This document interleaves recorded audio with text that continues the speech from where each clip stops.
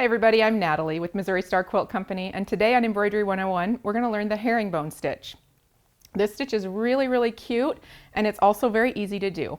So you're going to start with your needle threaded and a knot in the end. We're going to put our needle coming up from the back. It's a left to right process, and so what we're going to do is we're going to go up diagonally. We have these two parallel lines of dots.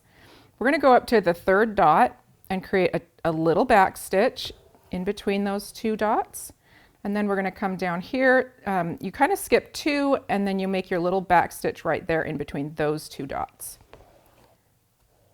Then we'll skip another dot up here and make another back stitch. So it's really just a series of X's, but they're spread out, and the little X ends up kind of at the top and bottom of the stitch, and it just looks really cute. So we'll continue on here.